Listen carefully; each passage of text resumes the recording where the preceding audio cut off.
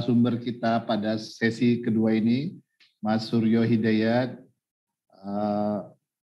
Kebetulan beliau adalah, ini saya perlu menyebutkan juga, posisinya saat ini analis kepegawaian SDM aparatur Madya di asisten deputi perancangan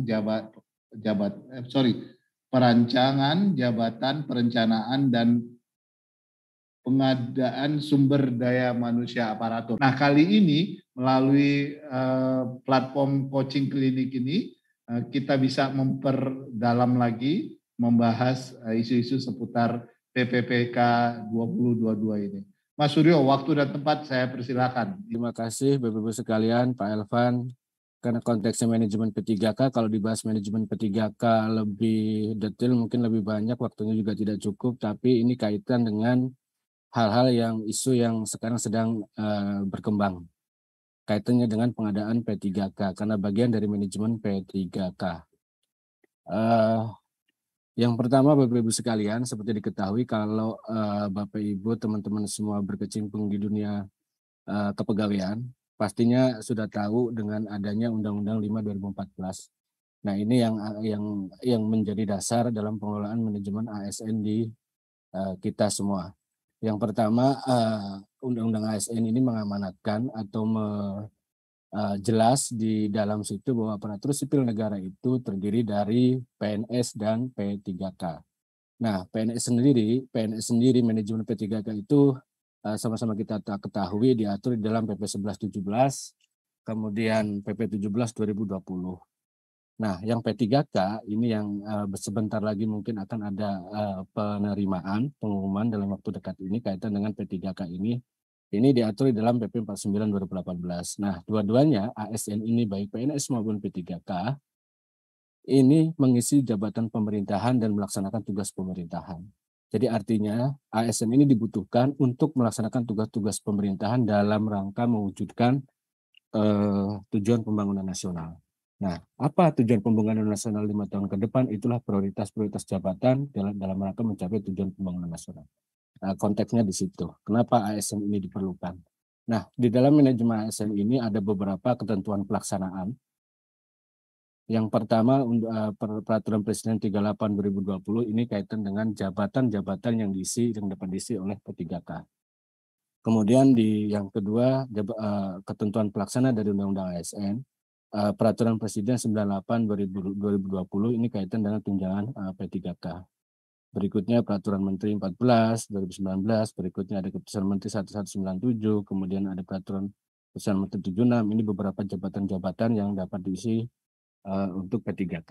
Nah, ini ada beberapa yang memang sedang proses berjalan dan updating beberapa jabatan kaitan dengan jabatan-jabatan fungsional yang dapat diisi oleh P3K. Berikutnya Bapak Ibu sekalian, potret demografi. Dengan dasarnya Undang-Undang 5 ini saat ini kalau kita lihat di presentasi berdasarkan jabatan, ini nanti kaitannya dengan rekrutmen.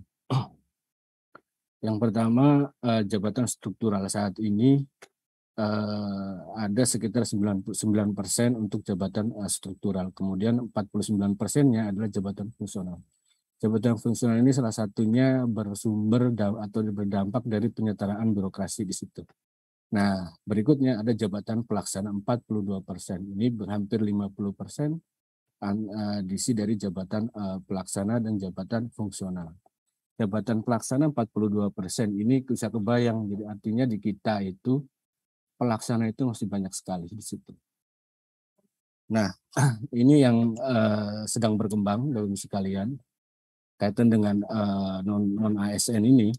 Nah, komitmen pemerintah untuk menyelesaikan dan penanganan tenaga honorer itu sebetulnya sudah dilakukan.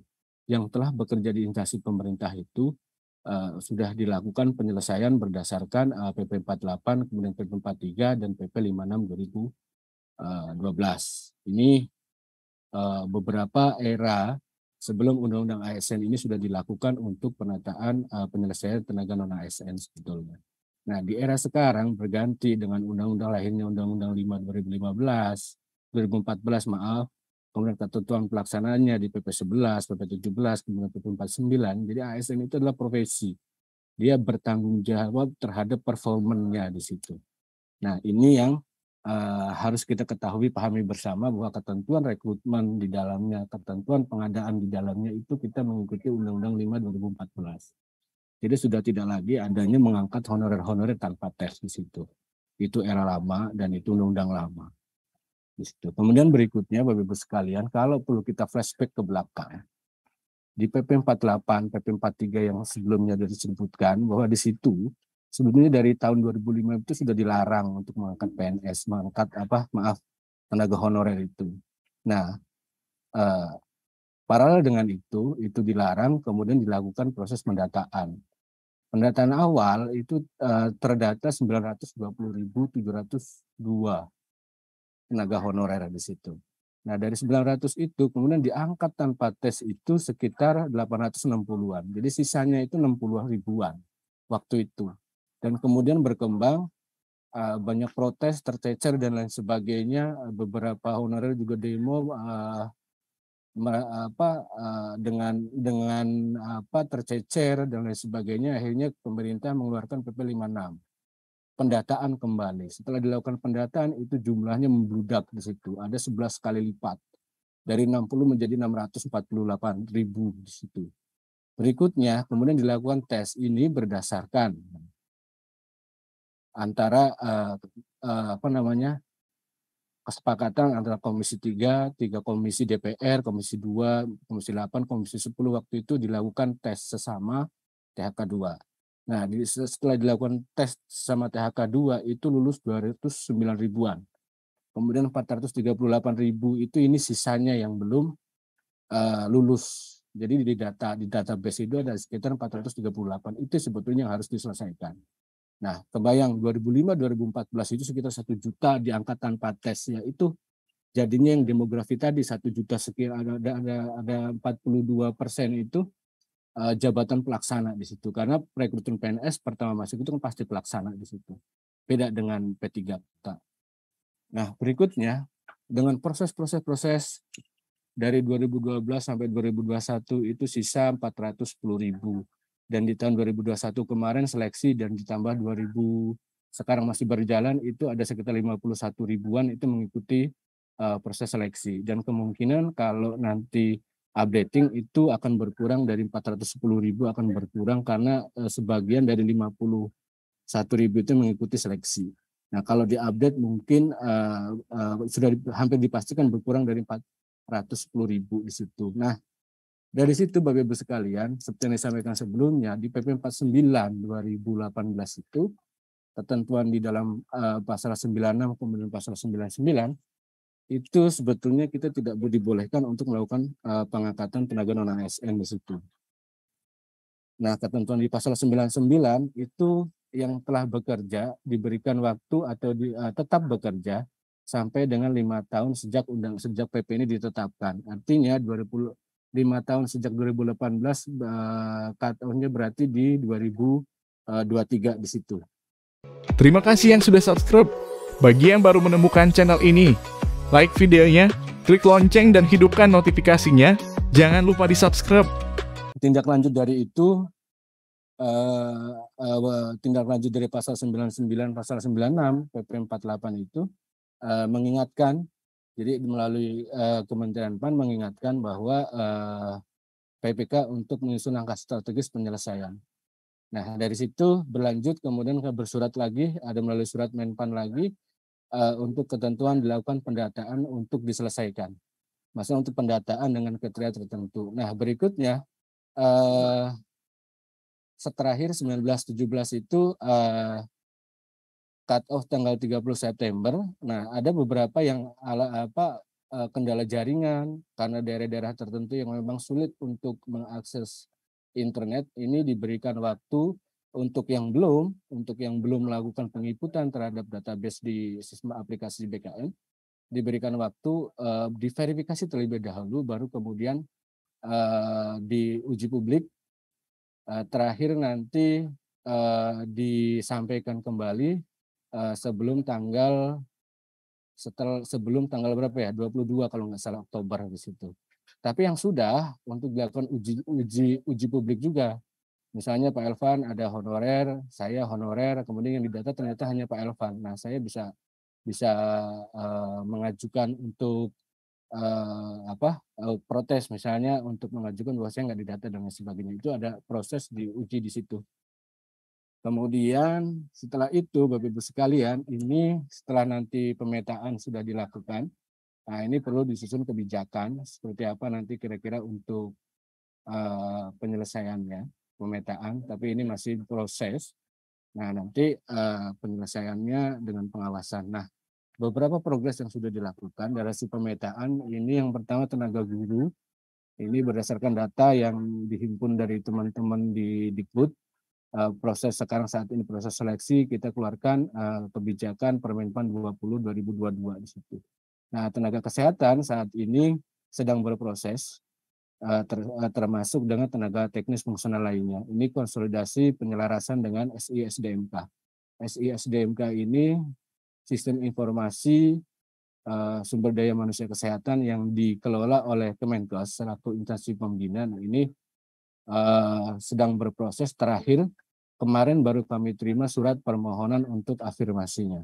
Nah, ini nanti siang Pak Elvan, Bapak sekalian, ini ada rapat Parselnas, salah satunya menentukan itu. Berikutnya tenaga pelaksana dan lain sebagainya, proses konsolidasi, kita tunggu hasil nanti final untuk pendataan itu. Kira-kira nanti kebijakan apa yang perlu disampaikan, ini pimpinan juga sudah menerima masukan-masukan dari APEKSI, APKASI, dan lain sebagainya. Ini perlu ditampung masukan-masukannya untuk menyusun roadmap penyelesaiannya. Nah, berikutnya, Bapak Ibu sekalian, untuk tahun 2022 ini proses pengadaan hanya untuk P3K. Pertimbangannya salah satunya ini kami bersurat beberapa kali, 2 kali kami bersurat, kita bersurat.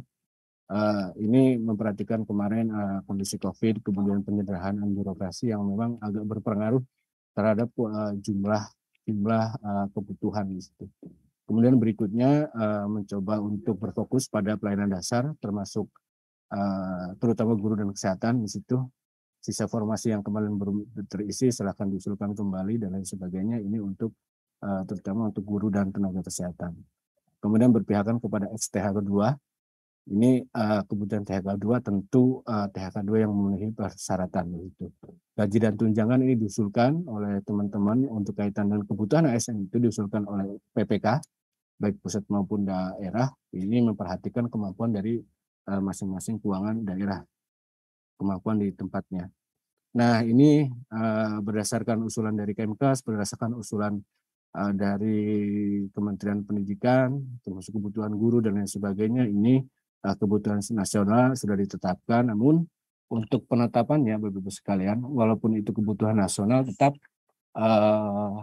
kebutuhan itu berdasarkan usulan dari masing-masing PPK. Nah, ini ada beberapa usulan kebutuhan dari pusat, usulannya 200 sekian, tapi pada saat itu diverifikasi, validasi dan lain sebagainya ditetapkan 94.000 karena pagunya memang 95.000 di situ. Nah, yang daerah ini usulan dari teman-teman PPK daerah itu sekitar 515, namun ditetapkan 438.000. Setelah mengusulkan itu dari jumlah total ada 724.000 yang sudah ditetapkan 532.000.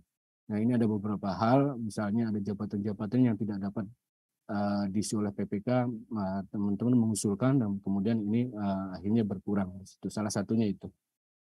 Nah, berikutnya Bapak Ibu sekalian, untuk penyelesaian guru di kebijakan untuk pengadaan guru ini tertuang di dalam Permenpan 2020 Permenpan 20 tahun 2022 seperti yang disampaikan sebelumnya. Ada beberapa hal perbaikan rekrutmen untuk guru. Ini prinsipnya bahwa ada 5 poin untuk perekrut guru yang ada perubahan dari tahun sebelumnya. Nah, mulai dari persyaratan, ini kita diprioritaskan untuk pelamar yang lulus tahun lalu. Jadi prioritas pertama itu yang lulus tahun lalu, tahun ini tidak perlu mengikuti seleksi karena memang sudah lulus, sudah mengikuti seleksi tahun lalu 2021 itu. Tinggal teman-teman yang lulus kemarin tahun lalu itu submit mendaftar di SSCASN untuk memastikan bahwa yang bersangkutan masih ada. Kemudian berikutnya prioritas kedua adalah THK 2. THK 2 ini termasuk yang nggak lulus. Yang tahun lalu mengikuti seleksi namun tidak lulus, tapi statusnya teman-teman ini adalah THK 2. Ini menjadi prioritas 2. Kemudian prioritas 3 ini guru non-ASN terdaftar di Dapodik yang sudah mengabdi atau bekerja 3 tahun. Jadi berdasarkan prioritasnya ini dilakukan seleksi dalam waktu dekat. Kemudian apabila pelamar prioritas ini sudah tidak terpenuhi, baru kemudian pelamar umum lulusan PPK dan pelamar terdaftar di Dapodik. Nah, berikutnya panitia seleksi ini Panselnas, panitia seleksi untuk instansi di Kemendikbudristek, kemudian ada panitia instansi di daerah. Kemudian seleksi kompetensi. Poin berikutnya seleksi kompetensi ini prioritas 1 seperti yang disampaikan sebelumnya ini menggunakan seleksi tahun 2021. Jadi secara by name by address sudah ada. Kemudian prioritas 2 dan prioritas 3 dilakukan dengan menilai kesesuaian kualifikasi akademik, kompetensi, kinerja, dan pemeriksaan latar belakang, background check. Nah, guru-guru yang asusila dan lain sebagainya ini pasti dicoret. Kemudian berikutnya seleksi umum dengan menggunakan CAT UNBK. Nah, pemenuhan kebutuhan ini berikutnya adalah pemenuhan kebutuhan. Nah, pemenuhan kebutuhan ini diprioritaskan pertama dulu. Yang lulus tahun lalu tapi tidak mendapat formasi, apabila tahun 2022 ini terdapat formasinya, ini teman-teman ini menjadi prioritas yang pertama. Secara berturut-turut, apabila itu sudah masuk dan ada formasi belum terpenuhi, baru kemudian diisi oleh teman-teman THK 2. Nah, teman-teman THK 2 sudah masuk, namun masih ada formasi, baru kemudian diisi oleh guru-guru yang sudah mengabdi 3 tahun di sekolah negeri itu, baru kemudian seterusnya dan seterusnya di situ. Nah, ini mekanisme untuk pengisiannya nanti. Nah, berikutnya untuk penambahan nilai untuk seleksi kompetensi teknis ini, teman-teman yang memiliki sertifikat pendidik linear ini mendapatkan nilai teknis kompetensi sebesar 100%. Berikutnya untuk seleksi kompetensi teknis 10% itu untuk penyambang untuk disabilitas. Nah, ini Bapak Ibu sekalian, Pak Elvan, yang sedang disiapkan keputusan Menteri tentang pengadaan P3 tenaga kesehatan karena waktunya sudah mendesak dan baru kemarin kami menerima surat dari Menkes terkait dengan seleksi nakes. Nah, sudah kami susun kebijakannya, tinggal nanti dibahas di Panselnas nanti siang. Nanti jam 2, jam setengah 2 di sini. Kemudian berikutnya juga akan membahas, ini perlu dalam waktu dekat, tentang nilai ambang batas untuk seleksi teknis, dan berikutnya ada syarat seleksi tambahan untuk dan afirmasi untuk yang tenaga teknis juga. Ini kaitan dengan pengadaan 2022 dan ini mendesak dan nanti siang akan nanti sesaat lagi akan ada pembahasan dengan Panselnas. Jadi ini setelah ini keluar ditetapkan, baru kemudian akan dalam waktu dekat segera pengadaan ini mulai, rekrutmen 2022 dimulai. Demikian Pak Elvan, secara singkat informasi yang bisa disampaikan terkait dengan pengadaan ASN.